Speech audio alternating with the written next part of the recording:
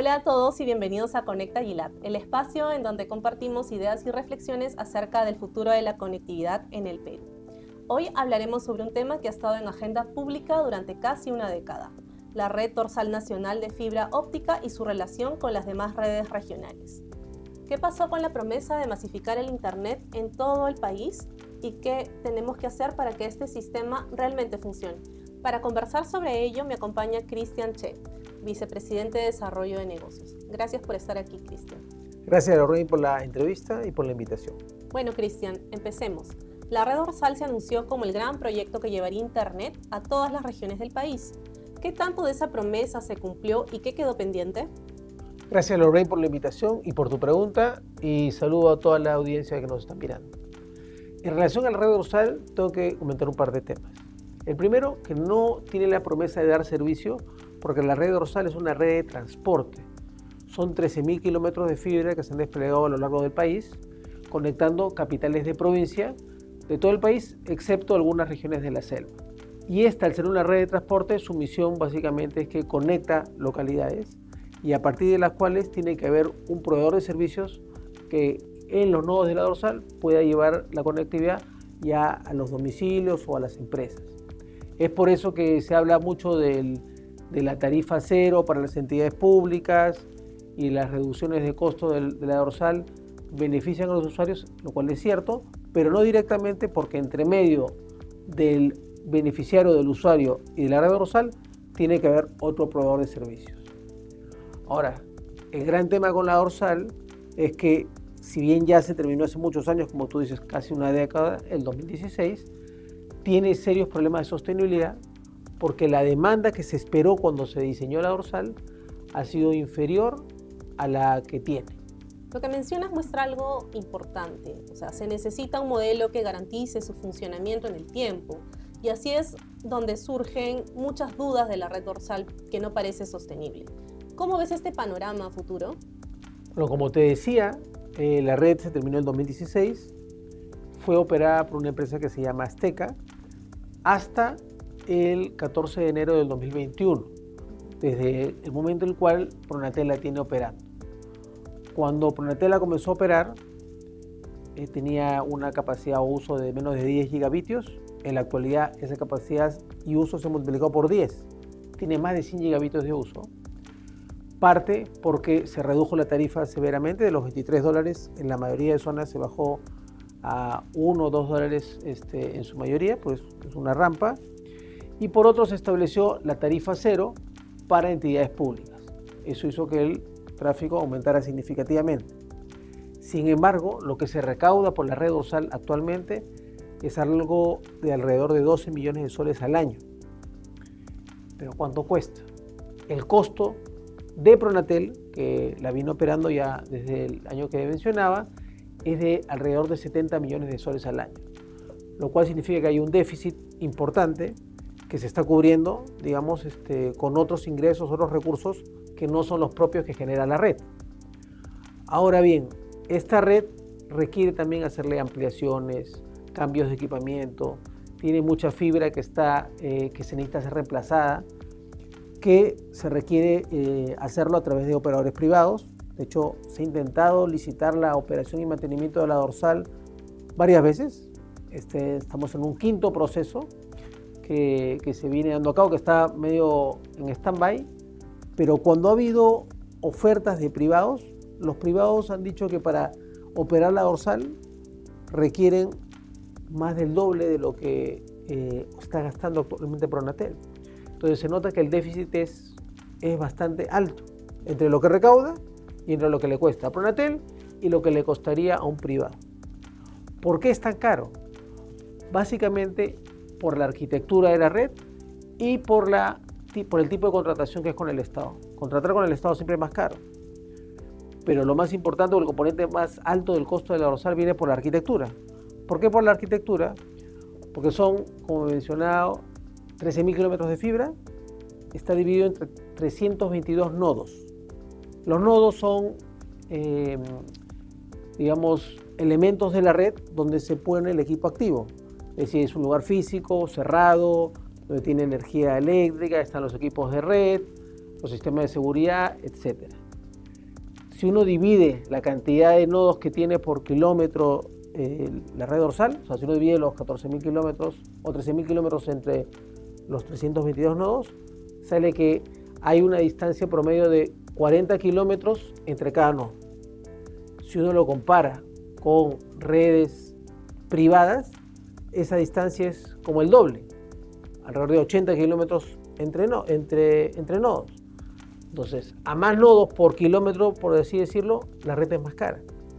Entonces, esta situación genera que sea una red cara de operar, que por la arquitectura y aparte por los compromisos con el Estado, que tiene penalidades altas, SLA también severos, y toda una maquinaria que se requiere para manejar la reportería, entre otras cosas, que hace que sea pues una red que no se puede autosostener por los ingresos que genera.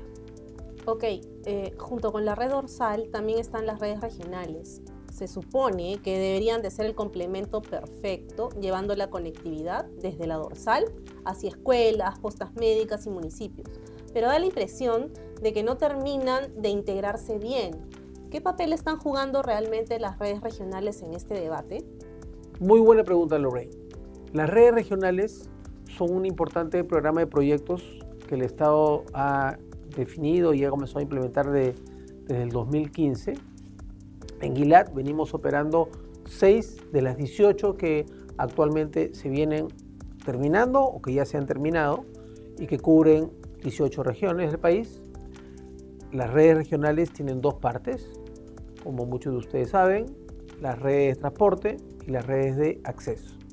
Las redes de transporte son similares a la red dorsal porque son redes de fibra, y si hacemos la analogía, la red dorsal conecta capitales de provincia, la red de transporte conecta capitales de distrito. Pero sigue siendo redes de transporte, no dan servicio. Las que dan servicio son las redes de acceso. ¿Y qué servicio dan? Los servicios contractuales, que son conectar instituciones como policía, colegios y postas de salud, pero además también permiten que se apalanquen los proyectos de Pronatel de servicios de internet público en plazas, los denominados EPAD, y sobre todo uno de los impactos más grandes que han tenido las redes regionales ha sido permitir que los operadores móviles puedan usarlas para llegar con 4G a localidades donde o no había servicio móvil o había un servicio móvil solamente de voz. En términos de inversión, para comparar un poquito con la dorsal, en la dorsal se ha invertido alrededor de 330 millones de dólares. En las 18 redes de transporte se está invirtiendo y se va a terminar invirtiendo, o hay subsidios por alrededor de 700, y en las redes de acceso 900. Es decir, las redes de acceso son donde más el Estado ha invertido y son las redes que dan servicios justamente y benefician al público en general, no la red dorsal y no la red de transporte. Ahora bien, estamos en una coyuntura donde se están tomando ciertas decisiones que pueden afectar la sostenibilidad de las redes de acceso.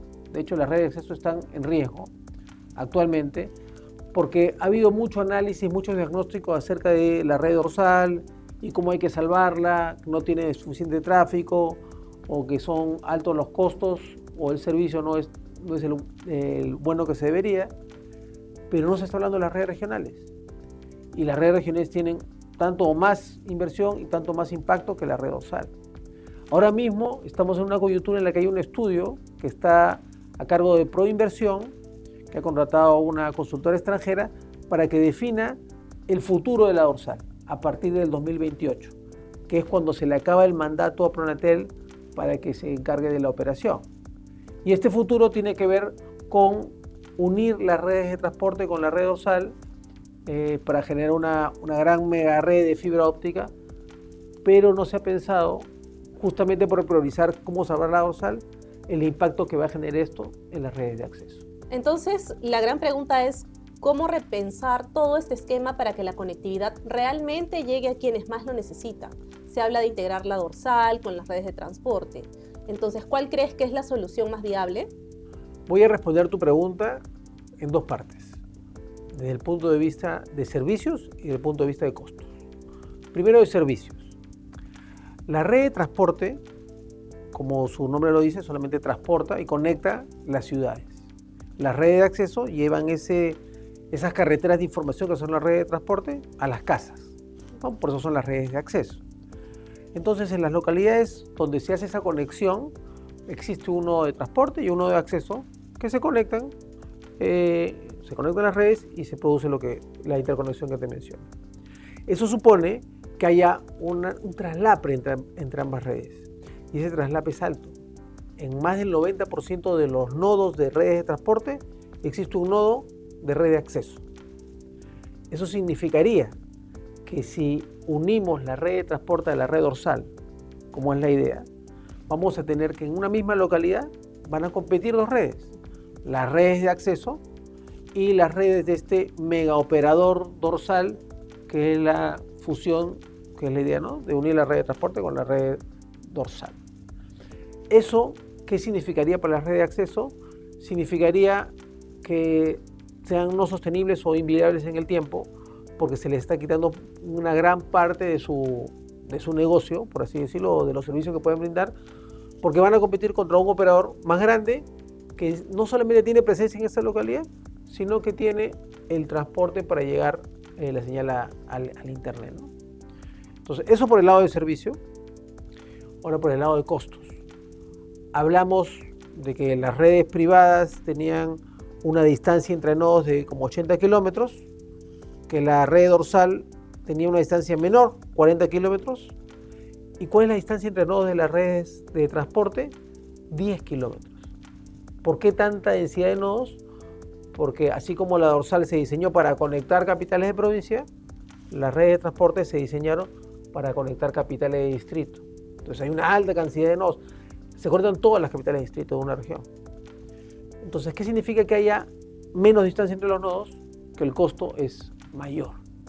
Y al ser el costo mayor, la posibilidad de que sean deficitarios también crece.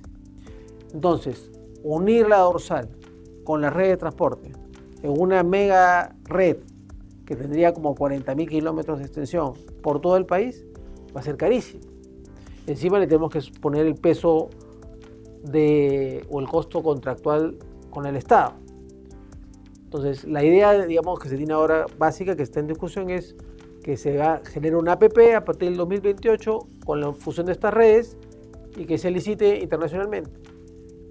La demanda o el ingreso que se pueda capturar no va a equiparar el costo. El costo va a ser mucho más alto que el ingreso, y muy probablemente o bien esa licitación quede desierta, o si no queda desierta, el Estado va a tener que poner mucho dinero para atraer a alguien que venga a operar. Y eso sería totalmente perjudicial. Los escasos recursos del Estado, destinarlos a que funcionen redes que ya conectan localidades, cuando podrían destinarse esos dineros para conectar localidades que no tienen ningún tipo de conectividad. Y encima es subsidiar una super red para que compita con las redes de acceso y las mataría. Entonces, como que no creo que el camino sea por allá.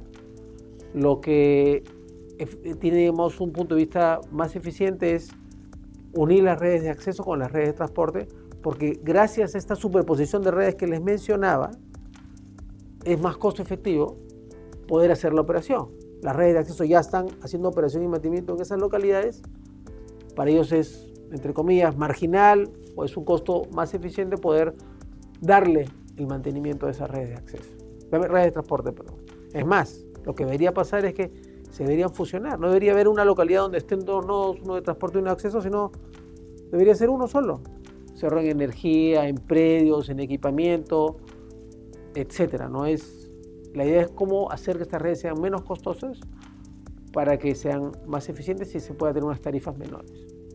Finalmente, digamos, y redondeando la idea, y como tú lo preguntas, ¿qué solución se puede tener o qué visión se debe tener? Bueno, se debe tener una visión integral, se debe buscar eficiencias de red como las que te decía de colapsar los nodos, unir los nodos. ¿Y qué pasaría con la dorsal? Bueno, la dorsal tiene muchos tramos que son competidos, es decir, donde hay mucha competencia. Por ejemplo, en toda la costa del país hay 5 operadores con fibra y está la dorsal. Entonces hay zonas donde no tiene sentido que esté la dorsal y que el Estado tenga que pagar por subsidiar unos costos entre ciudades que ya tienen otro tipo de servicios. Entonces probablemente lo que habría que hacer es que la dorsal se divida entre las zonas donde sí da un valor, porque hay como un 30% donde la dorsal es la única solución, y sitios que sean muy competidos, donde ya hay muchas soluciones que se desinvierten. Y probablemente esos tramos de la dorsal se puedan unir a estos clúster o agrupamientos de regionales de acceso y transporte que ayudarían a aumentar la eficiencia. Y finalmente, ¿qué más se podría hacer sobre esa o con esa visión integral? Es buscar que esas redes regionales, que son las que dan servicio, las redes de acceso, bueno, tengan más velocidad, porque cada vez hay una necesidad de más velocidad de Internet de todos, y estamos un poco rezagados en esas redes regionales que se diseñaron hace más de 10 años. También que se pongan más sitios, o que se impulse lo que mencionamos un momento que ha sido éxitos de las redes regionales, ¿no? Los Wi-Fi públicos, los EPAD, o se promueva más conectividad móvil a través de estas redes, porque lo cierto es que el uso mayoritario de telecomunicaciones en estas zonas, en las zonas rurales o periurbanas, es el móvil, ¿no?